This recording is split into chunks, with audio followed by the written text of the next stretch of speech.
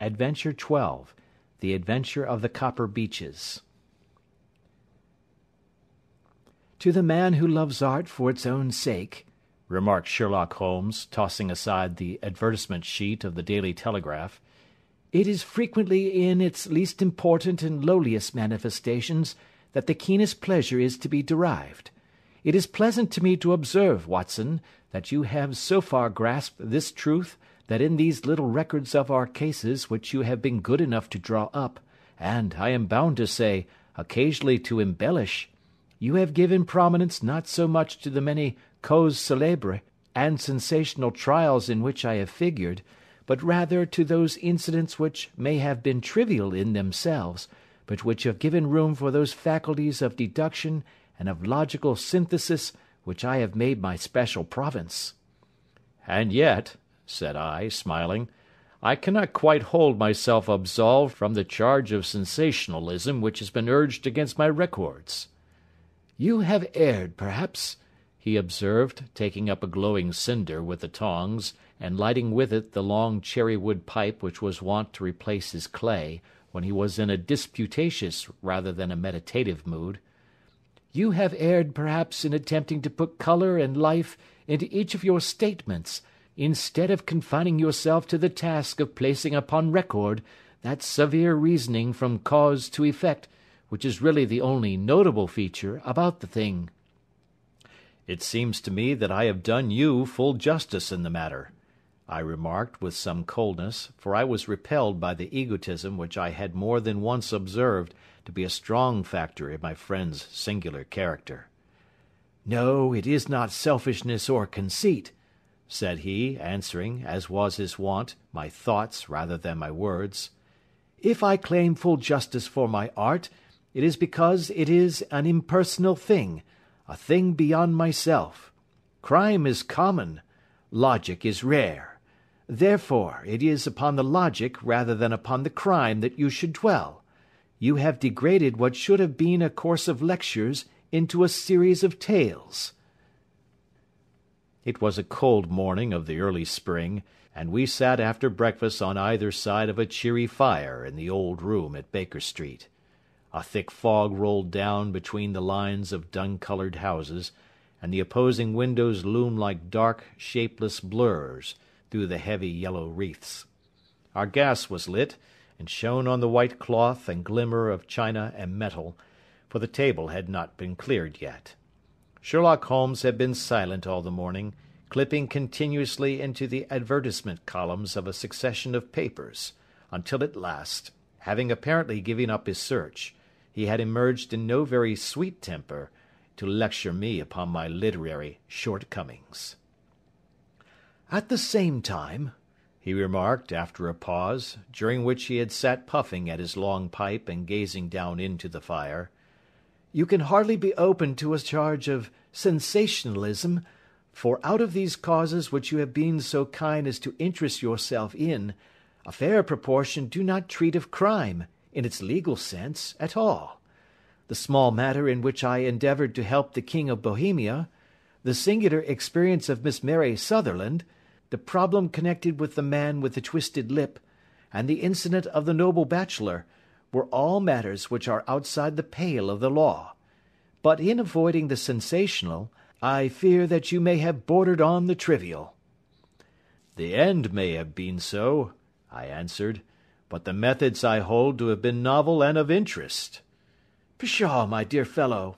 What do the public, the great unobservant public, who could hardly tell a weaver by his tooth or a compositor by his left thumb, care about the finer shades of analysis and deduction? But, indeed, if you are trivial, I cannot blame you, for the days of the great cases are past.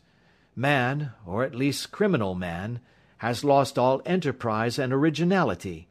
As to my own little practice, it seems to be degenerating into an agency for recovering lost lead pencils, and giving advice to young ladies from boarding schools. I think that I have touched bottom at last, however. This note I had this morning marks my 0 point, I fancy. Read it." He tossed a crumpled letter across to me. It was dated from Montague Place upon the preceding evening, and ran thus: Dear Mr. Holmes, I am very anxious to consult you as to whether I should or should not accept a situation which has been offered to me as governess. I shall call at 10:30 tomorrow if I do not inconvenience you. Yours faithfully, Violet Hunter. Do you know the young lady? I asked. Not I. It is 10:30 now. Yes, and I have no doubt that is her ring. It may turn out to be of more interest than you think. You remember that the affair of the blue carbuncle, which appeared to be a mere whim at first, developed into a serious investigation. It may be so in this case also. Well, let us hope so. But our doubts will very soon be solved, for here, unless I am much mistaken, is the person in question. As he spoke, the door opened and a young lady entered the room. She was plainly but neatly dressed, with a bright, quick face, freckled like a plover's egg, and with the brisk manner of a woman who has had her own way to make in the world. You will excuse my troubling you, I am sure, said she, as my companion arose to greet her, but I have had a very strange experience, and as I have no parents or relations of any sort from whom I could ask advice, I thought that perhaps you would be kind enough to tell me what I should do. Pray take a seat, Miss Hunter. I shall be happy to do anything that I can to serve you. I could see that Holmes was favourably impressed by the manner and speech of his new client. He looked her over in his searching fashion, and then composed himself, with his lids drooping and his finger-tips together, to listen to her story. I have been a governess for 5 years, said she, in the family of Colonel Spence Munro, but 2 months ago the colonel received an appointment at Halifax, in Nova Scotia, and took his children over to America with him, so that I found myself without a situation. I advertised, and I answered advertisements, but without success. At last the little money which I had saved began to run short, and I was at my wits' end as to what I should do. There is a well-known agency for governesses in the West End called Westaways, and there I used to call about once a week in order to see whether anything had turned up which might suit me. Westaway was the name of the founder of the business, but it is really managed by Miss Stoper. She sits in her own little office, and the ladies who are seeking employment wait in an anteroom, and are then shown in one by one, when she consults her ledgers and sees whether she has anything which would suit them. Well, when I called last week, I was shown into the little office as usual, but I found that Miss Stoper was not alone. A prodigiously stout man with a very smiling face and a great heavy chin, which rolled down in fold upon fold over his throat, sat at her elbow with a pair of glasses on his nose, looking very earnestly at the ladies who entered. As I came in, he gave quite a jump in his chair, and turned quickly to Miss Stoper. "That will do," said he. "I could not ask for anything better. Capital! Capital!" He seemed quite enthusiastic, and rubbed his hands together in the most genial fashion. He was such a comfortable-looking man that it was quite a pleasure to look at him. "You are looking for a situation, miss?" he asked. "Yes, sir." "As governess?" "Yes, sir." "And what salary do you ask?" "I had £5 a month at my last place with Colonel Spence Munro." "Oh, tut, tut! Sweating! Rank sweating!" he cried, throwing his fat hands out into the air, like a man who is in a boiling passion. "How could any one offer so pitiful a sum to a lady with such attractions and accomplishments?" "My accomplishments, sir, may be less than you imagine," said I. "A little French, a little German, music, and drawing—" "Tut, tut!" he cried. "This is all quite beside the question. The point is, have you or have you not the bearing and deportment of a lady? There it is in a nutshell. If you have not, you are not fitted for the rearing of a child who may some day play a considerable part in the history of the country. But if you have, why, then, how could any gentleman ask you to condescend to accept anything under the 3 figures? Your salary with me, madam, would commence at £100 a year. You may imagine, Mr. Holmes, that to me, destitute as I was, such an offer seemed almost too good to be true. The gentleman, however, seeing perhaps the look of incredulity upon my face, opened a pocket-book and took out a note. It is also my custom, said he, smiling in the most pleasant fashion until his eyes were just two little shining slits amid the white creases of his face, to advance to my young ladies half their salary beforehand, so that they may meet any little expenses of their journey and their wardrobe.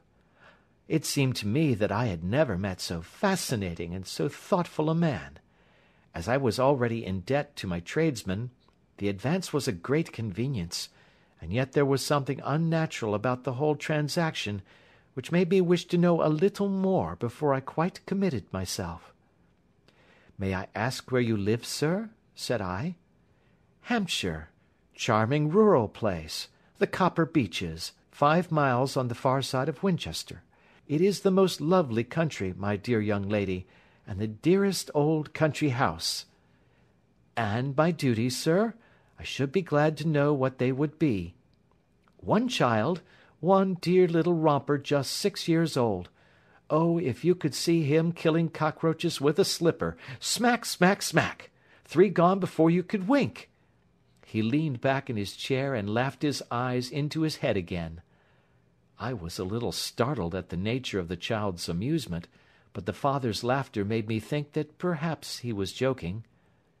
My sole duties, then, I asked, are to take charge of a single child? No, no, not the sole, my dear young lady, he cried. Your duty would be, as I am sure your good sense would suggest, to obey any little commands my wife might give, provided always that they were such commands as a lady might with propriety obey. You see no difficulty, eh? I should be happy to make myself useful. Quite so. In dress now, for example. We are fatty people, you know, fatty but kind-hearted. If you were asked to wear any dress which we might give you, you would not object to our little whim, eh? No, said I, considerably astonished at his words.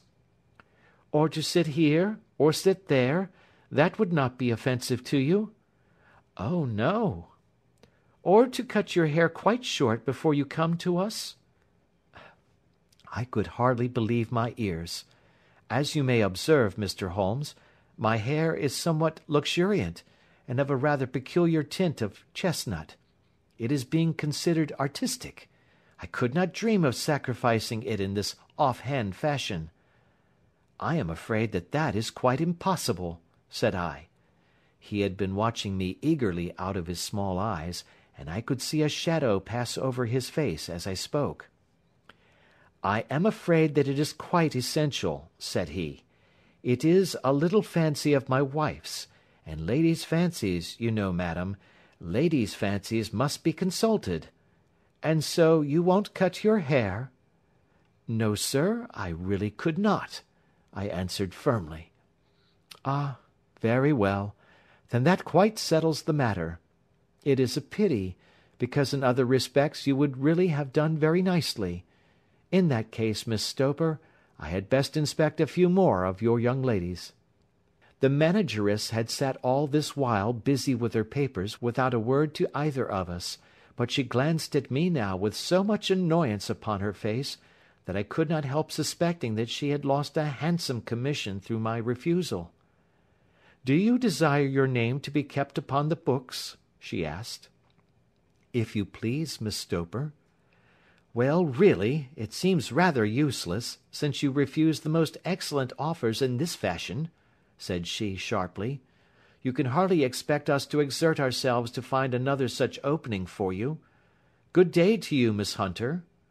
She struck a gong upon the table, and I was shown out by the page. Well, Mr. Holmes, when I got back to my lodgings, and found little enough in the cupboard, and 2 or 3 bills upon the table, I began to ask myself whether I had not done a very foolish thing. After all, If these people had strange fads and expected obedience on the most extraordinary matters, they were at least ready to pay for their eccentricity. Very few governesses in England are getting £100 a year. Besides, what use was my hair to me? Many people are improved by wearing it short, and perhaps I should be among the number. Next day I was inclined to think that I had made a mistake, and by the day after I was sure of it. I had almost overcome my pride so far as to go back to the agency and inquire whether the place was still open, when I received this letter from the gentleman himself. I have it here, and I will read it to you. The Copper Beeches, near Winchester. Dear Miss Hunter, Miss Stoper has very kindly given me your address, and I write from here to ask whether you have reconsidered your decision. My wife is very anxious that you should come, for she has been much attracted by my description of you. We are willing to give £30 a quarter, or £120 a year, so as to recompense you for any little inconvenience which our fads may cause you. They are not very exacting, after all. My wife is fond of a particular shade of electric blue, and would like you to wear such a dress indoors in the morning. You need not, however, go to the expense of purchasing one, as we have one belonging to my dear daughter Alice, now in Philadelphia, which would, I should think, fit you very well. Then, as to sitting here or there, or amusing yourself in any manner indicated, that need cause you no inconvenience.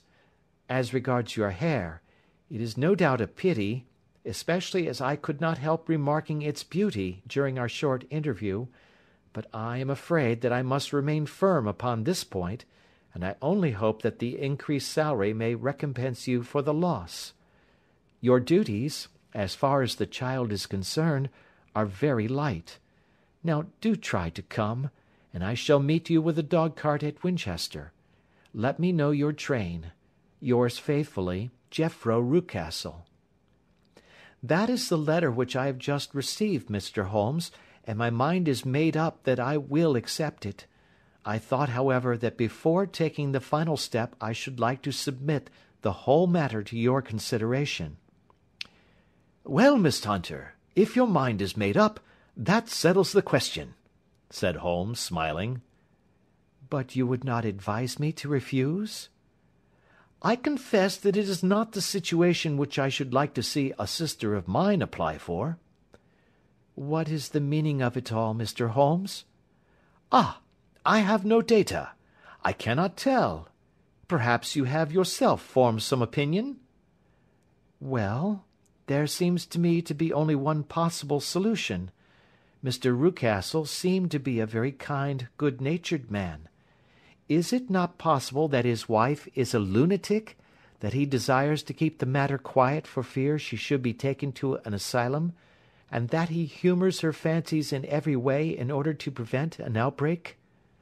That is a possible solution. In fact, as matters stand, it is the most probable one. But in any case it does not seem to be a nice household for a young lady. But the money, Mr. Holmes, the money! Well, yes, of course the pay is good. Too good. That is what makes me uneasy. Why should they give you £120 a year, when they could have their pick for £40? There must be some strong reason behind. I thought that if I told you the circumstances, you would understand afterwards if I wanted your help. I should feel so much stronger if I felt that you were at the back of me. Oh, you may carry that feeling away with you. I assure you that your little problem promises to be the most interesting which has come my way for some months. There is something distinctly novel about some of the features. If you should find yourself in doubt or in danger— Danger? What danger do you foresee? Holmes shook his head gravely. It would cease to be a danger if we could define it, said he. But at any time, day or night, a telegram would bring me down to your help. That is enough. She rose briskly from her chair with the anxiety all swept from her face. I shall go down to Hampshire quite easy in my mind now. I shall write to Mr. Rucastle at once, sacrifice my poor hair to-night, and start for Winchester to-morrow." With a few grateful words to Holmes, she bade us both good night and bustled off upon her way. "At least," said I, as we heard her quick, firm steps descending the stairs, "she seems to be a young lady who is very well able to take care of herself." "And she would need to be," said Holmes gravely. "I am much mistaken if we do not hear from her before many days are past." It was not very long before my friend's prediction was fulfilled. A fortnight went by, during which I frequently found my thoughts turning in her direction, and wondering what strange side alley of human experience this lonely woman had strayed into. The unusual salary, the curious conditions, the light duties, all pointed to something abnormal, though whether a fad or a plot, or whether the man was a philanthropist or a villain, it was quite beyond my powers to determine. As to Holmes, I observed that he sat frequently for half an hour on end, with knitted brows and an abstracted air, but he swept the matter away with a wave of his hand when I mentioned it. "Data, data, data!" he cried impatiently. "I can't make bricks without clay." And yet he would always wind up by muttering that no sister of his should ever have accepted such a situation. The telegram which we eventually received came late one night, just as I was thinking of turning in, and Holmes was settling down to one of those all-night chemical researches which he frequently indulged in, when I would leave him stooping over a retort and a test-tube at night, and find him in the same position when I came down to breakfast in the morning. He opened the yellow envelope, and then, glancing at the message, threw it across to me. "Just look up the trains in Bradshaw," said he, and turned back to his chemical studies. The summons was a brief and urgent one. "Please be at the Black Swan Hotel at Winchester at midday tomorrow," it said. "Do come. I am at my wits' end. Hunter." "Will you come with me?" asked Holmes, glancing up. "I should wish to." "Just look it up, then." "There is a train at 9:30, said I, glancing over my Bradshaw. "It is due at Winchester at 11:30. "That will do nicely. Then perhaps I had better postpone my analysis of the acetones, as we may need to be at our best in the morning." By 11 o'clock the next day we were well upon our way to the old English capital. Holmes had been buried in the morning papers all the way down, but after we had passed the Hampshire border he threw them down, and began to admire the scenery. It was an ideal spring day, a light blue sky, flecked with little fleecy white clouds drifting across from west to east. The sun was shining very brightly, and yet there was an exhilarating nip in the air, which set an edge to a man's energy. All over the countryside, away to the rolling hills around Aldershot, the little red and grey roofs of the farmsteadings peeped out from amid the light green of the new foliage. "Are they not fresh and beautiful?" I cried, with all the enthusiasm of a man fresh from the fogs of Baker Street. But Holmes shook his head gravely. "Do you know, Watson," said he, "that it is one of the curses of a mind with a turn like mine, that I must look at everything with reference to my own special subject. You look at these scattered houses, and you are impressed by their beauty. I look at them, and the only thought which comes to me is a feeling of their isolation, and of the impunity with which crime may be committed there." "Good heavens!" I cried. "Who would associate crime with these dear old homesteads?" "They always fill me with a certain horror. It is my belief, Watson, founded upon my experience, that the lowest and vilest alleys in London do not present a more dreadful record of sin than does the smiling and beautiful countryside." "You horrify me." "But the reason is very obvious. The pressure of public opinion can do in the town what the law cannot accomplish. There is no lane so vile that the scream of a tortured child, or the thud of a drunkard's blow, does not beget sympathy and indignation among the neighbours, and then the whole machinery of justice is ever so close that a word of complaint can set it going, and there is but a step between the crime and the dock. But look at these lonely houses, each in its own fields, filled for the most part with poor ignorant folk who know little of the law. Think of the deeds of hellish cruelty, the hidden wickedness which may go on, year in, year out, in such places, and none the wiser. Had this lady who appeals to us for help gone to live in Winchester, I should never have had a fear for her. It is the 5 miles of country which makes the danger. Still, it is clear that she is not personally threatened. No, if she can come to Winchester to meet us, she can get away. Quite so. She has her freedom. What can be the matter, then? Can you suggest no explanation? I have devised 7 separate explanations, each of which would cover the facts as far as we know them.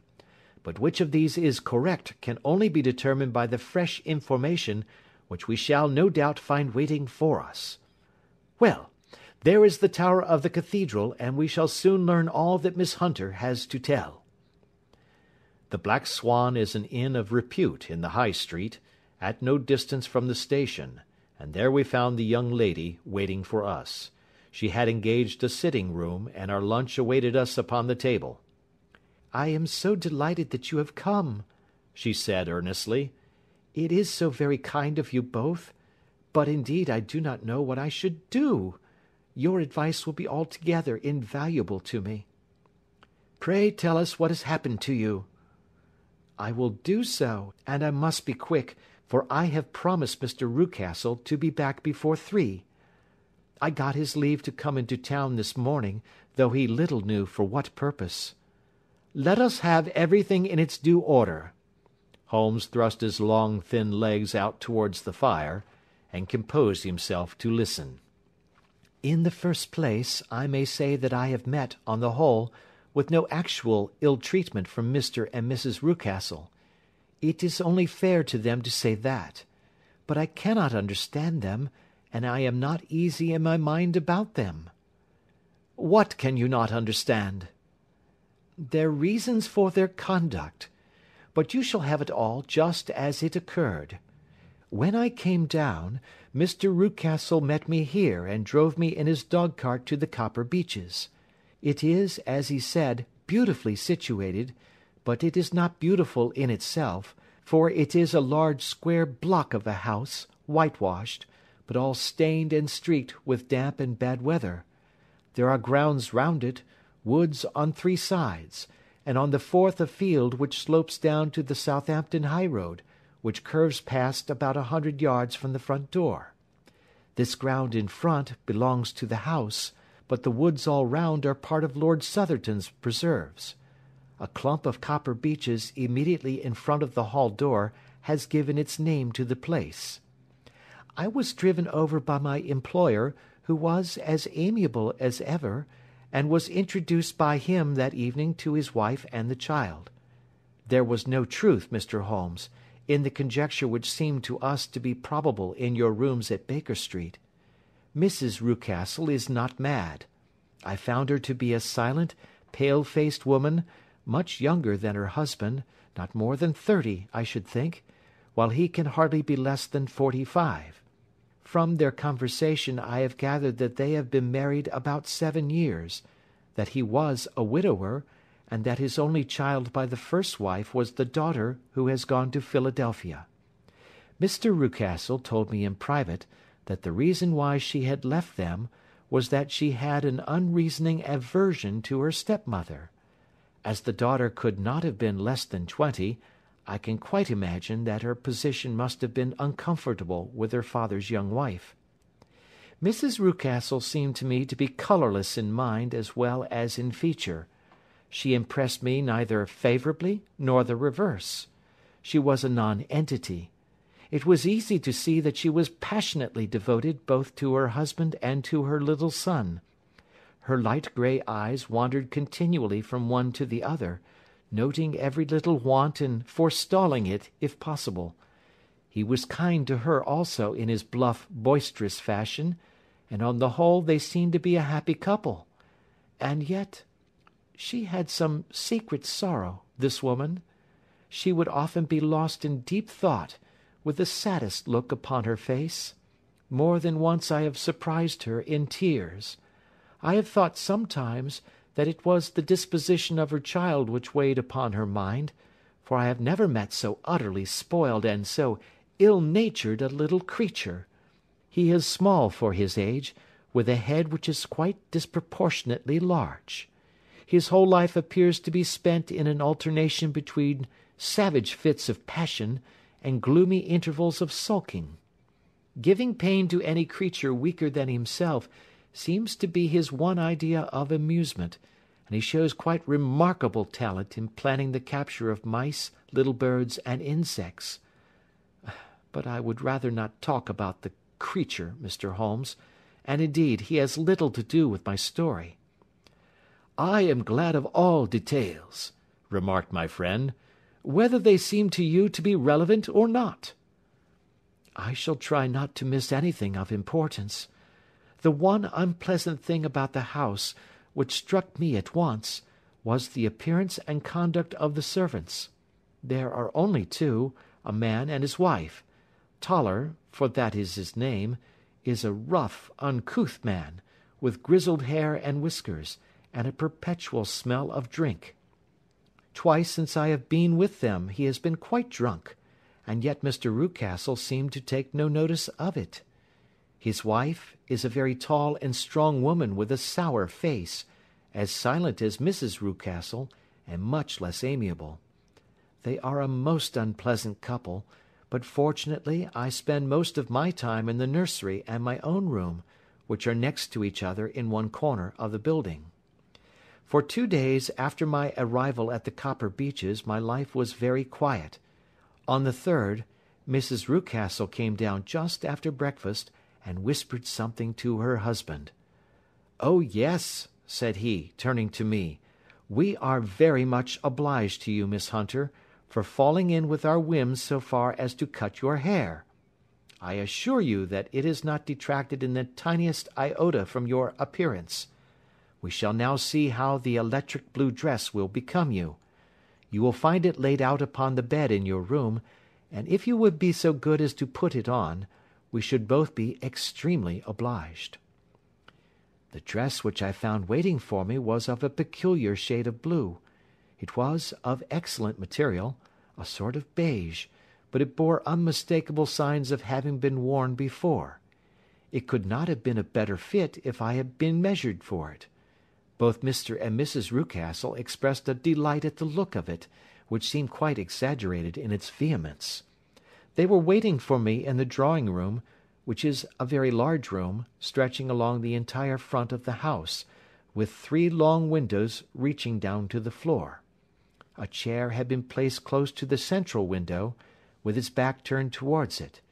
In this I was asked to sit, and then Mr. Rucastle, walking up and down on the other side of the room, began to tell me a series of the funniest stories that I have ever listened to. You cannot imagine how comical he was, and I laughed until I was quite weary. Mrs. Rucastle, however, who has evidently no sense of humour, never so much as smiled, but sat with her hands in her lap, and a sad, anxious look upon her face. After an hour or so, Mr. Rucastle suddenly remarked that it was time to commence the duties of the day, and that I might change my dress and go to little Edward in the nursery. 2 days later the same performance was gone through under exactly similar circumstances. Again I changed my dress, again I sat in the window, and again I laughed very heartily at the funny stories, of which my employer had an immense repertoire, and which he told inimitably. Then he handed me a yellow-backed novel, and moving my chair a little sideways, that my own shadow might not fall upon the page, he begged me to read aloud to him. I read for about 10 minutes, beginning in the heart of a chapter, and then suddenly, in the middle of a sentence, he ordered me to cease and to change my dress. You can easily imagine, Mr. Holmes, how curious I was as to what the meaning of this extraordinary performance could possibly be. They were always very careful, I observed, to turn my face away from the window, so that I became consumed with the desire to see what was going on behind my back. At first it seemed to be impossible, but I soon devised a means. My hand mirror had been broken, so a happy thought seized me, and I concealed a piece of the glass in my handkerchief. On the next occasion, in the midst of my laughter, I put my handkerchief up to my eyes, and was able with a little management to see all that there was behind me. I confess that I was disappointed. There was nothing. At least, that was my first impression. At the second glance, however, I perceived that there was a man standing in the Southampton Road, a small bearded man in a grey suit, who seemed to be looking in my direction. The road is an important highway, and there are usually people there. This man, however, was leaning against the railings which bordered our field, and was looking earnestly up. I lowered my handkerchief, and glanced at Mrs. Rucastle to find her eyes fixed upon me with a most searching gaze. She said nothing, but I am convinced that she had divined that I had a mirror in my hand, and had seen what was behind me. She rose at once. "Jethro," said she, "there is an impertinent fellow upon the road there who stares up at Miss Hunter." "No friend of yours, Miss Hunter?" he asked. "No, I know no one in these parts." "Dear me, how very impertinent! Kindly turn round and motion to him to go away." "Surely it would be better to take no notice." "No, no, we should have him loitering here always. Kindly turn round and wave him away like that." I did as I was told, and at the same instant Mrs. Rucastle drew down the blind. That was a week ago, and from that time I have not sat again in the window, nor have I worn the blue dress, nor seen the man in the road. "Pray continue," said Holmes. "Your narrative promises to be a most interesting one." "You will find it rather disconnected, I fear, and there may prove to be little relation between the different incidents of which I speak. On the very first day that I was at the Copper Beeches, Mr. Rucastle took me to a small outhouse which stands near the kitchen door. As we approached it, I heard the sharp rattling of a chain, and the sound as of a large animal moving about. "Look in here," said Mr. Rucastle, showing me a slit between two planks. "Is he not a beauty?" I looked through, and was conscious of two glowing eyes, and of a vague figure huddled up in the darkness. "Don't be frightened," said my employer, laughing at the start which I had given. "It's only Carlo, my mastiff. I call him mine, but really old Toller, my groom, is the only man who can do anything with him. We feed him once a day, and not too much then, so that he is always as keen as mustard. Toller lets him loose every night, and God help the trespasser whom he lays his fangs upon. For goodness' sake, don't you ever, on any pretext, set your foot over the threshold at night, for it's as much as your life is worth." The warning was no idle one, for 2 nights later I happened to look out of my bedroom window about 2 o'clock in the morning. It was a beautiful moonlight night, and the lawn in front of the house was silvered over and almost as bright as day. I was standing, wrapped in the peaceful beauty of the scene, when I was aware that something was moving under the shadow of the Copper Beeches. As it emerged into the moonshine, I saw what it was. It was a giant dog, as large as a calf, tawny tinted, with hanging jowl, black muzzle, and huge projecting bones. It walked slowly across the lawn and vanished into the shadow upon the other side. That dreadful sentinel sent a chill to my heart which I do not think that any burglar could have done. And now I have a very strange experience to tell you. I had, as you know, cut off my hair in London, and I had placed it in a great coil at the bottom of my trunk. One evening, after the child was in bed, I began to amuse myself by examining the furniture of my room, and by rearranging my own little things. There was an old chest of drawers in the room, the 2 upper ones empty and open, the lower one locked. I had filled the first two with my linen, and as I had still much to pack away, I was naturally annoyed at not having the use of the third drawer. It struck me that it might have been fastened by a mere oversight, so I took out my bunch of keys and tried to open it. The very first key fitted to perfection, and I drew the drawer open. There was only one thing in it, but I am sure that you would never guess what it was. It was my coil of hair. I took it up and examined it. It was of the same peculiar tint and the same thickness. But then the impossibility of the thing obtruded itself upon me. How could my hair have been locked in the drawer? With trembling hands I undid my trunk, turned out the contents, and drew from the bottom my own hair. I laid the two tresses together, and I assure you that they were identical. Was it not extraordinary? Puzzle as I would, I could make nothing at all of what it meant. I returned the strange hair to the drawer, and I said nothing of the matter to the Rucastles, as I felt that I had put myself in the wrong by opening a drawer which they had locked. I am naturally observant, as you may have remarked, Mr. Holmes, and I soon had a pretty good plan of the whole house in my head. There was one wing, however, which appeared not to be inhabited at all. A door which faced that which led into the quarters of the Tollers opened into this suite, but it was invariably locked. One day, however, as I ascended the stair, I met Mr. Rucastle coming out through this door, his keys in his hand, and a look on his face which made him a very different person to the round, jovial man to whom I was accustomed.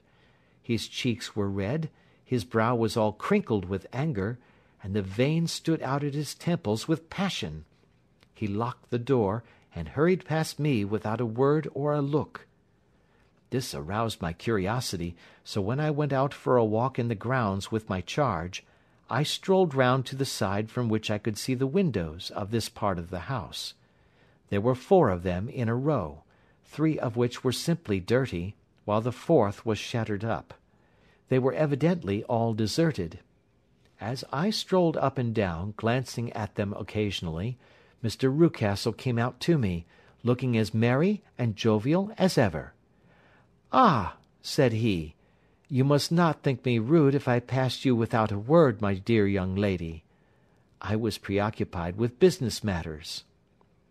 I assured him that I was not offended. "By the way," said I, "you seem to have quite a suite of spare rooms up there, and one of them has the shutters up." He looked surprised, and, as it seemed to me, a little startled at my remark.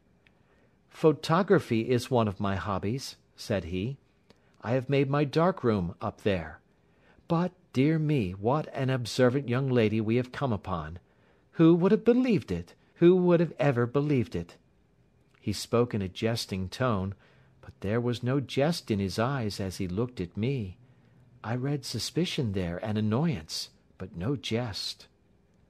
Well, Mr. Holmes, from the moment that I understood that there was something about that suite of rooms which I was not to know, I was all on fire to go over them. It was not mere curiosity, though I have my share of that. It was more a feeling of duty, a feeling that some good might come from my penetrating to this place. They talk of woman's instinct. Perhaps it was woman's instinct which gave me that feeling.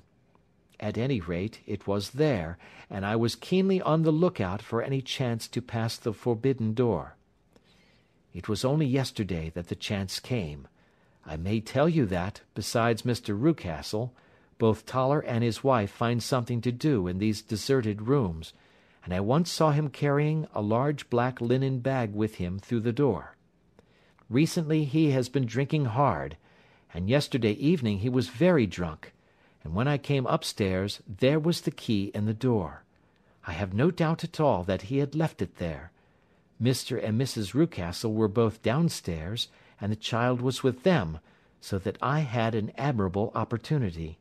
I turned the key gently in the lock, opened the door, and slipped through. There was a little passage in front of me, unpapered and uncarpeted, which turned at a right angle at the farther end.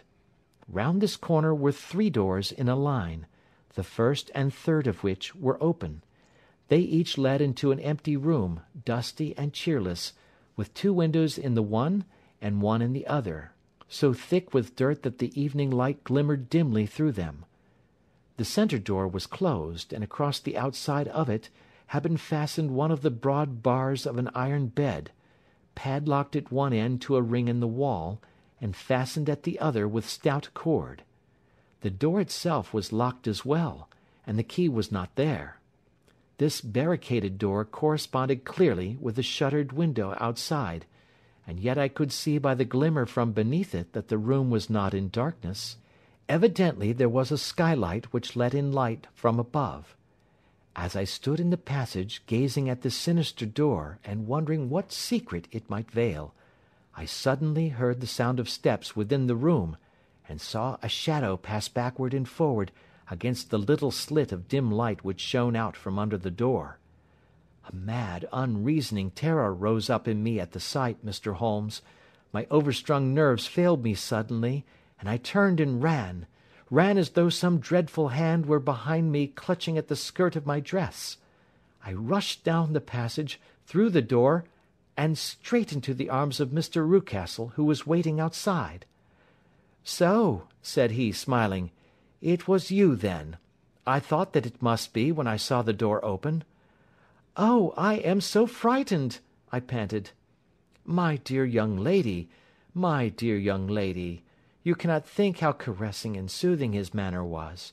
And what has frightened you, my dear young lady?" But his voice was just a little too coaxing. He overdid it. I was keenly on my guard against him. "I was foolish enough to go into the empty wing," I answered, "but it is so lonely and eerie in this dim light that I was frightened and ran out again. Oh, it is so dreadfully still in there." "Only that?" said he, looking at me keenly. "Why, what did you think?" I asked. "Why do you think that I locked this door?" "I am sure that I do not know." "It is to keep people out who have no business there. Do you see?" He was still smiling in the most amiable manner. "I am sure if I had known—" "Well, then, you know now. And if you ever put your foot over that threshold again—" Here in an instant the smile hardened into a grin of rage, and he glared down at me with the face of a demon. "I'll throw you to the mastiff." I was so terrified that I do not know what I did. I suppose that I must have rushed past him into my room. I remember nothing until I found myself lying on my bed, trembling all over.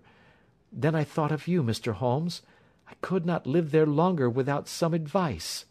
I was frightened of the house, of the man, of the woman, of the servants, even of the child.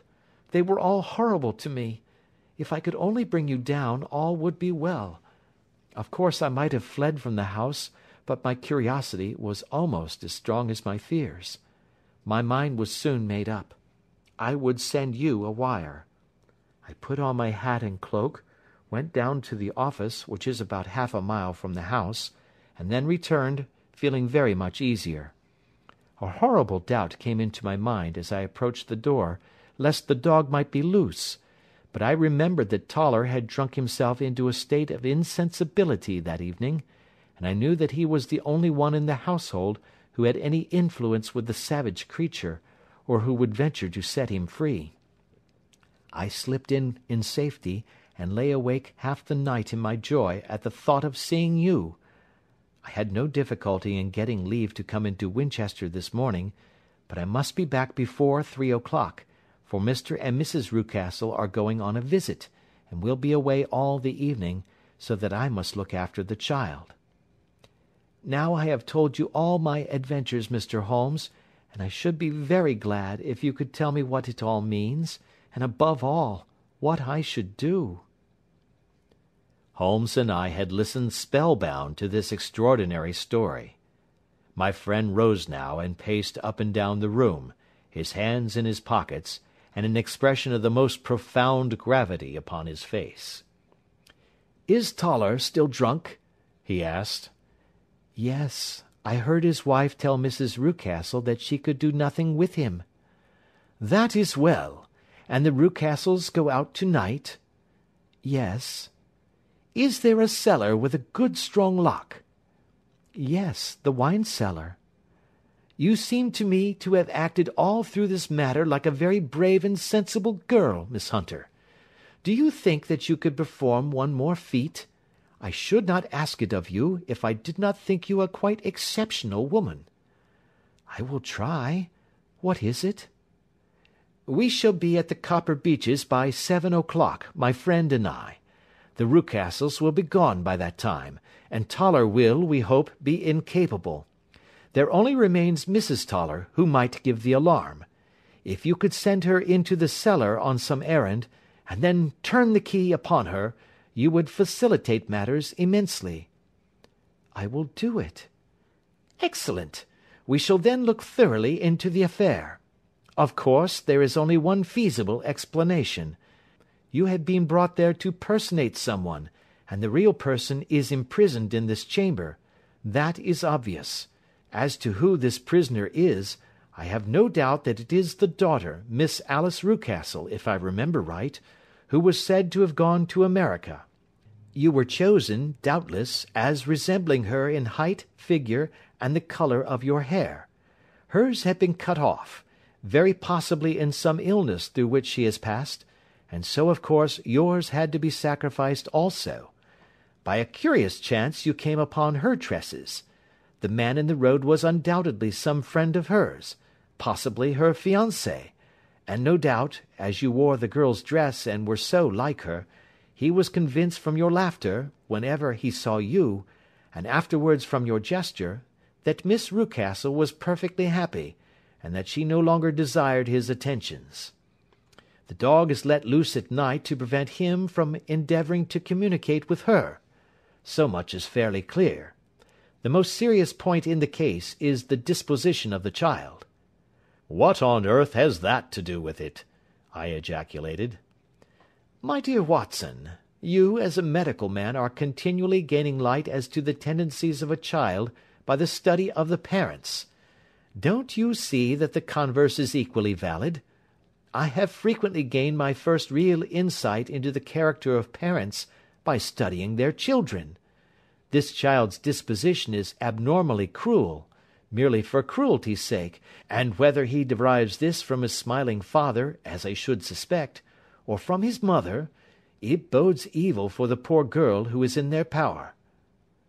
"I am sure that you are right, Mr. Holmes," cried our client. "A thousand things come back to me which make me certain that you have hit it. Oh, let us lose not an instant in bringing help to this poor creature." "We must be circumspect, for we are dealing with a very cunning man. We can do nothing until 7 o'clock. At that hour we shall be with you, and it will not be long before we solve the mystery." We were as good as our word, for it was just 7 when we reached the Copper Beeches, having put up our trap at a wayside public-house.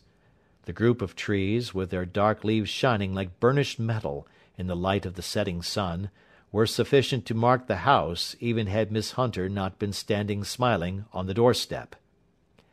"Have you managed it?" asked Holmes. A loud thudding noise came from somewhere downstairs. "That is Mrs. Toller in the cellar," said she. "Her husband lies snoring on the kitchen rug. Here are his keys, which are the duplicates of Mr. Rucastle's." "You have done well indeed," cried Holmes with enthusiasm. "Now lead the way, and we shall soon see the end of this black business."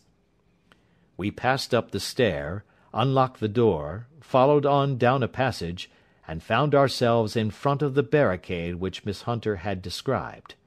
Holmes cut the cord and removed the transverse bar. Then he tried the various keys in the lock, but without success. No sound came from within, and at the silence Holmes's face clouded over. "I trust that we are not too late," said he. "I think, Miss Hunter, that we had better go in without you. Now, Watson, put your shoulder to it, and we shall see whether we cannot make our way in." It was an old rickety door, and gave at once before our united strength. Together we rushed into the room. It was empty. There was no furniture save a little pallet bed, a small table, and a basketful of linen. The skylight above was open, and the prisoner gone. "There has been some villainy here," said Holmes. "This beauty has guessed Miss Hunter's intentions and has carried his victim off." "But how?" "Through the skylight. We shall soon see how he managed it." He swung himself up onto the roof. "Ah, yes!" he cried. "Here's the end of a long light ladder against the eaves. That is how he did it." "But it is impossible," said Miss Hunter. "The ladder was not there when the Rucastles went away." "He has come back and done it. I tell you that he is a clever and dangerous man. I should not be very much surprised if this were he whose step I hear now upon the stair. I think, Watson, that it would be as well for you to have your pistol ready." The words were hardly out of his mouth before a man appeared at the door of the room, a very fat and burly man, with a heavy stick in his hand. Miss Hunter screamed and shrunk against the wall at the sight of him, but Sherlock Holmes sprang forward and confronted him. "You villain!" said he. "Where's your daughter?" The fat man cast his eyes round and then up at the open skylight. "It is for me to ask you that!" he shrieked. "You thieves! Spies and thieves! I have caught you, have I? You are in my power! I'll serve you!" He turned and clattered down the stairs as hard as he could go. "He's gone for the dog," cried Miss Hunter. "I have my revolver," said I. "Better close the front door," cried Holmes, and we all rushed down the stairs together. We had hardly reached the hall when we heard the baying of a hound, and then a scream of agony, with a horrible worrying sound which it was dreadful to listen to. An elderly man with a red face and shaking limbs came staggering out at a side door. "My God!" he cried. "Someone has loosed the dog. It's not been fed for 2 days. Quick, quick, or it'll be too late." Holmes and I rushed out and round the angle of the house, with Toller hurrying behind us. There was the huge famished brute, its black muzzle buried in Rucastle's throat, while he writhed and screamed upon the ground. Running up, I blew its brains out, and it fell over with its keen white teeth still meeting in the great creases of his neck. With much labour, we separated them and carried him, living but horribly mangled, into the house. We laid him upon the drawing-room sofa, and having dispatched the sobered Toller to bear the news to his wife, I did what I could to relieve his pain. We were all assembled round him when the door opened, and a tall, gaunt woman entered the room. "Mrs. Toller!" cried Miss Hunter. "Yes, miss. Mr. Rucastle let me out when he came back before he went up to you. Ah, miss, it is a pity you didn't let me know what you were planning, for I would have told you that your pains were wasted." "Ha!" said Holmes, looking keenly at her. "It is clear that Mrs. Toller knows more about this matter than anyone else." "Yes, sir, I do, and I am ready enough to tell what I know." "Then pray sit down, and let us hear it, for there are several points on which I must confess that I am still in the dark." "I will soon make it clear to you," said she, "and I'd have done so before now if I could have got out of the cellar. If there's police court business over this, you remember that I was the one that stood your friend, and that I was Miss Alice's friend too. She was never happy at home, Miss Alice wasn't, from the time that her father married again. She was slighted like and had no say in anything, but it never really became bad for her until after she met Mr. Fowler at a friend's house. As well as I could learn, Miss Alice had rights of her own by will, but she was so quiet and patient, she was, that she never said a word about them, but just left everything in Mr. Rucastle's hands. He knew he was safe with her, but when there was a chance of a husband coming forward, who would ask for all that the law would give him, then her father thought it time to put a stop on it. He wanted her to sign a paper, so that whether she married or not, he could use her money. When she wouldn't do it, he kept on worrying her until she got brain fever, and for 6 weeks was at death's door. Then she got better at last, all worn to a shadow, and with her beautiful hair cut off, but that didn't make no change in her young man, and he stuck to her as true as men could be." "Ah," said Holmes, "I think that what you have been good enough to tell us makes the matter fairly clear, and that I can deduce all that remains. Mr. Rucastle, then, I presume, took to the system of imprisonment?" "Yes, sir." "And brought Miss Hunter down from London in order to get rid of the disagreeable persistence of Mr. Fowler?" "That was it, sir. But Mr. Fowler, being a persevering man, as a good seaman should be, blockaded the house, and having met you, succeeded by certain arguments, metallic or otherwise, in convincing you that your interests were the same as his." "Mr. Fowler was a very kind-spoken, free-handed gentleman," said Mrs. Toller serenely. "And in this way he managed that your good man should have no want of drink, and that a ladder should be ready at the moment when your master had gone out. You have it, sir, just as it happened." "I am sure we owe you an apology, Mrs. Toller," said Holmes, "for you have certainly cleared up everything which puzzled us. And here comes the country surgeon and Mrs. Rucastle, so I think, Watson, that we had best escort Miss Hunter back to Winchester, as it seems to me that our locus standi now is rather a questionable one." And thus was solved the mystery of the sinister house with the copper beeches in front of the door. Mr. Rucastle survived, but was always a broken man, kept alive solely through the care of his devoted wife. They still live with their old servants, who probably know so much of Rucastle's past life that he finds it difficult to part from them. Mr. Fowler and Miss Rucastle were married, by special licence, in Southampton the day after their flight, and he is now the holder of a government appointment in the island of Mauritius. As to Miss Violet Hunter, my friend Holmes, rather to my disappointment, manifested no further interest in her when once she had ceased to be the centre of one of his problems, and she is now the head of a private school at Walsall, where I believe that she has met with considerable success. That is the end of our adventure number 12, and we thank you for listening to our book.